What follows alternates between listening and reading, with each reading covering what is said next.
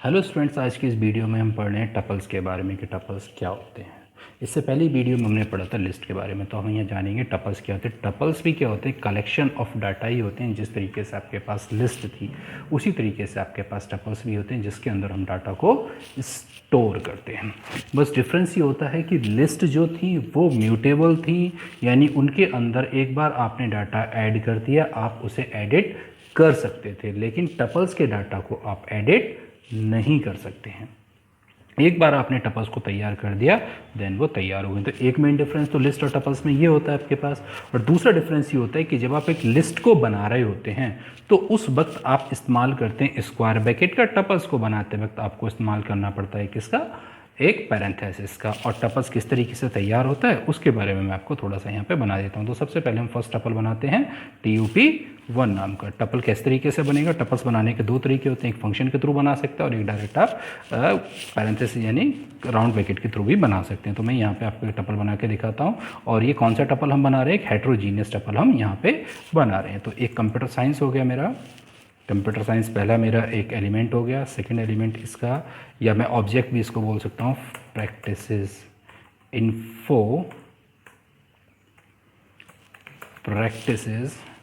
Then तीसरा मेरे पास हो गया 2017 एंड मेरे पास हो गया 2018। तो इस तरीके से मेरे पास एक अपना एक सिंगल टपल मेरा तैयार हो चुका है। तो इस तरीके से हम अपनी क्या बनाते हैं? टपल्स को तैयार करते हैं। अगर मैं देखूँ यहाँ पे पता करना चाहूँ कि क्या ये मेरे पास जो मैंने ऊपर TUP, तो ये TUP1 एक वेरिएबल था, इसका अगर मैं टाइप चेक करना चाहता हूँ तो आप देखेंगे आपको क्लास क्या दिखा रहा है यहाँ पे कि क्लास क्या है इसकी? टपल है। ये क्या हो चुका है आपका? एक ये टपल। तो इस तरीके से मैं एक हेट्रोजीनियस डाटा भी स्टोर कर सकता हूँ टपल के अंदर। ये दोनों स्ट्रिंग थे और ये दोनों जो है वो मेरे क्या है? न्यूमेरिक डाटा है। तो इस तरीके से हम अपने टपल्स को तैयार कर सकते हैं। तो ये तो था जो कि हमने टपल्स को तैयार किया। किसके थ्रू तैयार किया? डायरेक्ट पैरेंथेसिस के थ्रू। तो टपल्स को हम तैयार कर सकते हैं एक फंक्शन के थ्रू भी, और वो कौन सा फंक्शन होता है? टपल फंक्शन ही लगा सकते हैं। जैसे मैं यहाँ पे एक वेरिएबल बना लेता हूँ माय टपल TUP, और इस तरीके से मैं इसके अंदर एक फंक्शन यूज़ करता हूँ टपल फंक्शन TUPLE। इस तरीके से मैंने लिखा और मैं यहाँ पे एक फंक्शन बना लेता हूँ, एक यहाँ पे टपल तैयार कर लेता हूँ। टपल यहाँ पे एक मैंने फंक्शन लिया और उसके अंदर मैं वैल्यूज़ को स्टोर कर लेता हूँ। तो मैं यहाँ पे लगाता हूँ इसको और इसके अंदर मैं टपल बनाता हूँ। एप्पल हो गया मेरे पास एक, और मेरे पास हो गया बनाना। तो मैं किसी तरीके का डाटा भी इसके अंदर रख सकता हूँ। और मैं हो गया यहाँ पे चेरी। इसके अंदर मैंने यहाँ पे 3 ऑब्जेक्ट्स को रखा क्योंकि टपल एक फंक्शन है। और इस तरीके से तो अब ये माय TUP टप के अंदर मैंने एक टपल बना लिया। किसकी मदद से? टपल फंक्शन की मदद से मैंने यहाँ पे कर लिया। अगर मैं अब यहाँ पे प्रिंट करता हूँ माय TUP देन, तो आप पाएंगे कि उसके अंदर के एलिमेंट्स आ जाएंगे। और अगर आप यहाँ पे टाइप भी देखना चाहेंगे माय TUP का, तो आप पाएंगे कि वो यहाँ पे क्या दिखाएगा आपको? क्लास में दिखा रहा है कि आपका डाटा कैसा है? वो एक टपल डाटा आपका स्टोर हो चुका है। तो अभी हमने टपल को बनाना सीखा कि हम डायरेक्ट पैरेंथेसिस के थ्रू भी टपल्स को बना सकते हैं या हम फंक्शन के थ्रू भी टपल को बना सकते हैं। एक और बड़ा इंपॉर्टेंट कि अगर मैं एक टपल क्रिएट करना चाहता हूं जिसके अंदर मैं सिंगल एलिमेंट स्टोर करना चाहता हूं, यानी एक ऐसा टपल जिसके अंदर मैं सिंगल एलिमेंट स्टोर करना चाहता हूं, तो वो कैसे तैयार किया जाएगा? तो बड़ा सिंपल सा लग रहा होगा कि भाई चलो मैंने ये एक सिंगल एलिमेंट स्टोर कर दिया, अब हम इसका ज़रा टाइप देख लेते तो हमारा ये टपल बन गया।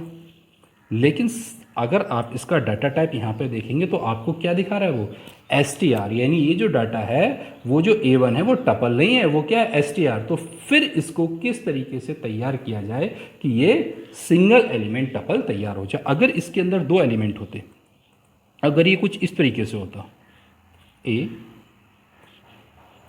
और ये होता B, इस तरीके से होता है, तो अब अगर आप इसका टाइप देखते तो ये इस वक्त टपल था। देखो आप यहाँ पे क्या मिला आपको? टपल। तो सिंगल एलिमेंट टपल को बनाने का तरीका थोड़ा सा अलग होता है। किस तरीके से बनाते हैं वो मैं आपको यहाँ पे बताता हूँ कि सिंगल एलिमेंट टपल हम किस तरीके से तैयार करेंगे। तो सिंगल एलिमेंट टपल बनाने के लिए हम यहाँ पे इस्तेमाल करेंगे A3, मैंने यहाँ पे लिया और फिर मैं यहाँ पे एक सिंगल एलिमेंट आपको टपल बनाना बता रहा हूँ, ध्यान से देखिए आप इसको। इसमें यहाँ पे ये लास्ट इन्वर्टेड वो लास्ट कॉमा लगाना कंपलसरी होता है अगर आप एक सिंगल एलिमेंट टपल बनाना चाहते हैं। अगर आप ये नहीं लगाएंगे तो आपका जो वो टपल है वो टपल ना रह के वो स्ट्रिंग हो जाएगा, वो न्यूमेरिक डाटा हो जाएगा। अब आपका A3 नाम का एक टपल बन चुका है जिसके अंदर एक एलिमेंट है, वो क्या है A। अगर आप इसका टाइप चेक करेंगे तो आपको ये दिखाएगा क्या, टपल। मोस्ट इंपॉर्टेंट है कि सिंगल एलिमेंट टपल कैसे तैयार किया जाए। तो यहाँ पे आप देखेंगे कि आपको अभी डाटा टाइप क्या दिखा रहा है, का टपल दिखा रहा है।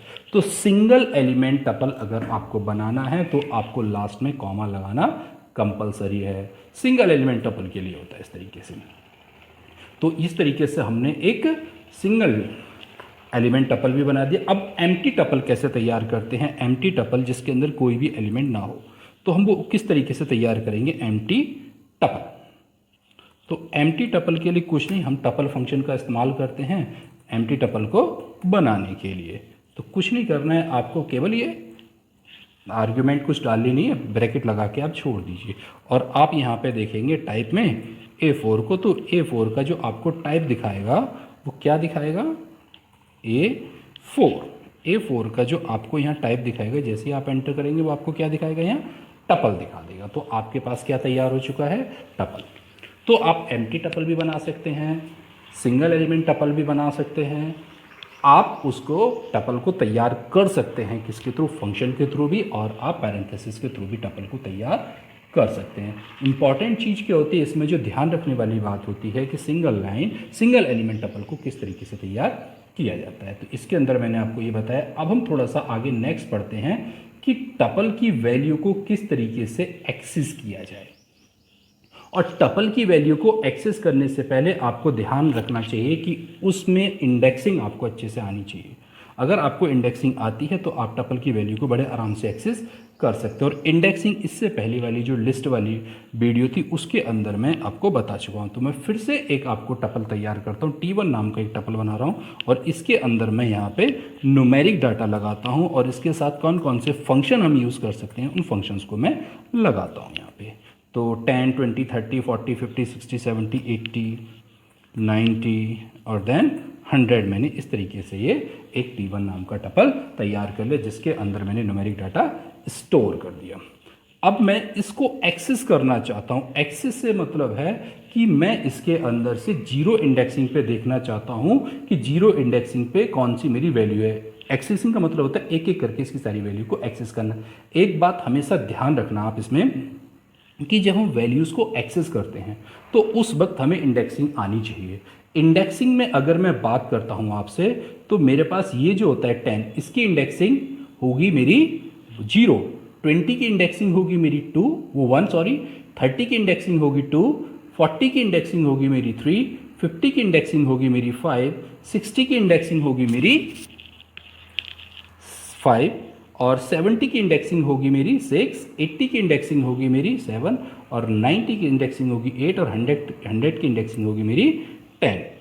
तो किस तरीके से हम करेंगे इसको हम थोड़ा सा यहाँ पे देखते हैं। तो इसको कैसे करेंगे इंडेक्सिंग के थ्रू उसको देखते हैं हम यहाँ पे। तो मैं अब यहाँ पे इस्तेमाल करता हूँ किसका, इंडेक्सिंग का। तो मैं देखना चाहता हूँ कि मेरे पास जीरो इंडेक्सिंग पे मेरा कौन सा एलिमेंट है। तो उसके लिए मैंने लगाया T1, और इंडेक्सिंग में यहाँ पे लगाता हूँ, जो कि इंडेक्सिंग के लिए स्क्वायर ब्रैकेट लगाना जरूरी है। तो आप देखेंगे कि T1 में जीरो इंडेक्सिंग पे 10 एलिमेंट है। मैं T1 में देखना चाहता हूँ कि मेरा इंडेक्सिंग 1 पे कौन सा एलिमेंट है। तो जैसे ही मैं दूंगा मेरे पास आ जाएगा।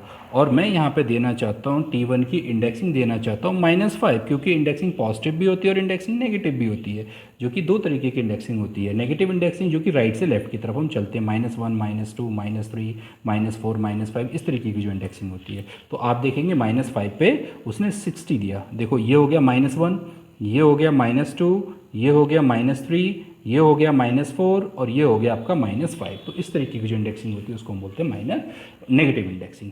तो अभी हमने देखा कि हम इंडेक्सिंग के थ्रू एलिमेंट्स को एक्सेस कर सकते हैं। हम एक्सेस कर सकते हैं एलिमेंट्स को फॉर लूप के थ्रू भी। फॉर लूप के थ्रू हम अपने टपल्स के एलिमेंट्स को कैसे एक्सेस कर सकते हैं, तो वो आप थोड़ा यहाँ देखें। मैं एक छोटा सा प्रोग्राम बनाता हूँ, उसके अंदर इसके एलिमेंट को मैं एक्सेस करता हूँ। तो मैंने यहाँ पे लिखा P एक एलिमेंट मेरे पास हो गया, y मेरे पास एक दूसरा एलिमेंट हो गया, t मेरे पास एक तीसरा एलिमेंट हो गया, h मेरे पास एक चौथा एलिमेंट हो गया, o मेरे पास एक पांचवा एलिमेंट हो गया और n मेरे पास एक लास्ट एलिमेंट हो गया। और ये मैंने क्या तैयार कर दिया, एक टपल तैयार कर दिया। इस तरीके से मैंने एक टपल बना लिया। अब मैं क्या करता हूँ, यहाँ पे एक्सेस करता हूँ फॉर आई इन टपल। मैंने क्या लगा, for I in tub, TUP नाम से मैंने इसको बनाया था टपल को, और मैं यहाँ पे प्रिंट कर देता हूँ किसको, आई को, क्योंकि वैल्यू किसके अंदर स्टोर हो रही है, आई। अब ये फॉर लूप क्या करता है कि जो भी इसके पास लिस्ट होती है, टपल होता है, जो भी होता है, उसमें से एक एक करके वैल्यू को एक्सेस करना स्टार्ट कर देता है। तो जैसे मैं यहाँ पे इसको एंटर करूँगा, आप देखेंगे कि इसने एक एक करके वैल्यू को एक्सेस कर दिया। देखो P आ गया, Y आ गया, T आ गया, H आ गया, O आ गया, N आ गया। तो इस तरीके से एक एक करके वैल्यूज़ क्या हो गई, इसकी एक्सेस हो गई। ये किसकी वैल्यू हमने एक्सेस की यहाँ पे, टपल के, TUP नाम से जो मैंने एक यहाँ पे टपल तैयार किया था, उसकी वैल्यूज़ को मैंने यहाँ पे किया क्या, एक्सेस कर लिया 1 बाय 1। अब नेक्स्ट है हमारा फॉर लूप के थ्रू तो हमने एक्सेसिंग कर ली। अब हम यहाँ पे एक्सेसिंग करेंगे। नेक्स्ट फॉर लूप के थ्रू हमारी एक्सेसिंग हो गई, हमने एक्सेसिंग कर ली किसके थ्रू, इंडेक्सिंग के थ्रू हो गई। इसके साथ इसमें एक रेंज फंक्शन भी हम लगा सकते हैं। तो हम एक्सेसिंग के लिए हमने क्या करा, फॉर लूप का इस्तेमाल किया। हम रेंज के थ्रू भी इसमें एक्सेसिंग कर सकते हैं। तो मैं यही एक और फिर से बना लेता हूँ, TUP नाम से एक फंक्शन टपल तैयार कर लेता हूँ, TUP। और देन फिर से मैं चाहूँ तो मैं ऊपर वाला भी यूज़ कर सकता हूँ, लेकिन मैंने फिर से एक यहाँ पे y और फिर से मैंने यहाँ पे ये 3 एलिमेंट का फिर से मैंने एक टपल तैयार यहाँ पे कर दिया। अभी मैं यहाँ पे लगाता हूँ n इज इक्वल टू लैन। लैन एक फंक्शन होता है जो कि टपल में यूज़ होता है टपल की लेंथ को बताने के लिए। तो n मेरे पास जो एक एलिमेंट है, इसके अंदर लेंथ ऑफ टपल स्टोर हो चुकी है, यानी ये बता देगा इस टपल के अंदर TUP के अंदर कितनी लेंथ है। तो आप देखिए इसके अंदर कितने एलिमेंट है, 1 2 3, तो इसकी 3 लेंथ आपको मिल जाएगी। तो मैं यहाँ पर लगाता हूँ for loop, for I in range, मैंने यहाँ पे लगाया रेंज। अब रेंज मेरे पास आ गई n फंक्शन। अब n कितना था, 3, फंक्शन रेंज कितनी 3, तो प्रिंट, मैंने यहाँ पे प्रिंट किया TUP। TUP क्या था मेरे पास, चूँकि जिसके अंदर वैल्यूज़ थी, एलिमेंट्स थे, टपल था मेरे पास, और उसके अंदर मैंने प्रिंट कर दिया किसको, आई को। तो इस तरीके से हम इस टपल को, और उसके अंदर मैंने वैल्यू को स्टोर कर लिया, और ये मेरे पास टपल के अंदर हो गया, आई हो गया। और देन मैं इसको यहाँ पे अभी प्रिंट कराता हूँ, तो आप देखेंगे कि वो एक एक करके एलिमेंट्स को मेरे पास एक्सेस कर दे। तो हम रेंज के थ्रू भी कर सकते हैं, क्योंकि रेंज में क्या होता है कि जैसे हम ये n दिया मैंने, रेंज में एक स्टार्टिंग पॉइंट भी देना पड़ता है, एक एंडिंग पॉइंट भी देना पड़ता है, स्टेप। अगर आप कोई एक सिंगल वैल्यू देते हैं तो उसका मतलब होता है कि वो उस वैल्यू तक जाएगी 0 से लेके। तो उसने 0 से लेके 0 पे उसको P मिला, 1 पे उसको y मिला, और सेकंड पे उसको t मिल गया, क्योंकि यहाँ पे तो n की वैल्यू इसको 3 मिल रही थी। लेकिन जब भी हम रेंज देते हैं तो अपर वैल्यू एक कम ली जाती है, यानी अगर 3 है तो वो 2 तक एक्सेस करेगा, अगर 7 है तो वो एक्सेसिंग करेगा 6 तक। अब हम टपल के साथ कुछ स्लाइसिंग ऑपरेशंस का भी यूज़ करते हैं। किस तरीके से टपल्स की स्लाइसिंग की जाती है, तो स्लाइसिंग के लिए भी बड़ा इंपॉर्टेंट रोल प्ले किया जाता है किसका, इंडेक्सिंग का। तो मैं फिर से एक टपल को तैयार कर लेता हूँ, और फिर से T1 नाम का ही फिर मैं एक टपल तैयार कर लेता हूँ, और उसके अंदर मैं वैल्यूज़ को स्टोर कर लेता हूँ 1, 2, 3, 4, 5, 6, 7, 8, 9 एंड देन 10। इस तरीके से मैंने एक T1 नाम का फिर से एक टपल तैयार कर दिया। अब मैं क्या चाहता हूँ, इस टपल की वैल्यूज़ को एक्सेस करना चाहता हूँ मैंने। तो T1 नाम का मेरे पास एक टपल है, और मैं इसमें एक्सेस करना चाहता हूँ 5 इंडेक्सिंग से आगे की वैल्यू।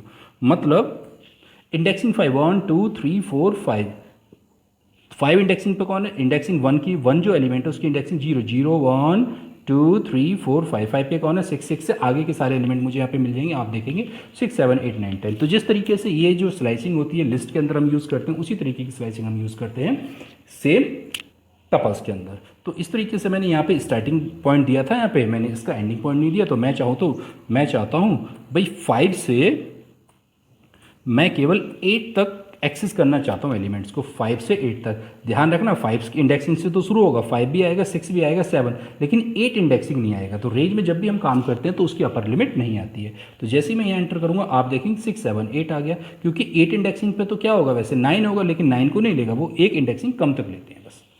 ठीक है, इस तरीके से आप क्या कर सकते हैं, इसको स्लाइसिंग भी कर सकते हैं। अगर आप T1 आपने दिया और आपने इसका स्टार्टिंग नहीं दिया और आपने इसका केवल एंडिंग दे दिया, सॉरी, और मैं यहाँ पे लगाता हूँ स्क्वायर ब्रैकेट की जगह आपका कर्ली ब्रैकेट लग गया था और मैंने यहाँ पे ये दिया, तो आप पाएंगे कि आपको क्या मिलेगा, इंडेक्सिंग 5 पे जाके रुक जाएगा। अब इंडेक्सिंग 5 पे जाके रुकने का मतलब क्या है कि आपको यहाँ पे क्या है, 5 नहीं, इंडेक्सिंग यहाँ पे 5 है, इंडेक्सिंग 5 किसकी थी, 6 की थी, तो उसने 6 को लिया ही नहीं, उसने कहाँ तक लिया, 1 2 3 4 5 तक। इस तरीके से आपकी वैल्यूज़ को उसने यहाँ पे शो कर दिया। कुछ कॉमन ऑपरेशन जो कि हम टपल्स के साथ इस्तेमाल करते हैं, जैसे कि एक मैंने अभी आपको लेन फंक्शन को लगाया, टपल स्लाइसिंग मैंने यहाँ पे देख ली। अगर मैं यहाँ पे एक लेन फंक्शन को लगाता हूँ तो लेन फंक्शन क्या करता है, मुझे टपल्स की लेंथ को बता देता है। जैसे अगर मैं लेंथ देखना चाहता हूँ किसकी, T1 की, तो आप देखेंगे T1 की लेंथ कितनी दिखा रहा है, 10 दिखा रहा है। देखो अभी हमने T1 नाम का एक टपल तैयार करा तो उसकी लेंथ कितनी थी हमारे पास, यहाँ पे उसकी लेंथ थी 10, तो इसने मुझे क्या दिया, उसकी लेंथ यहाँ पे मुझे शो कर दी।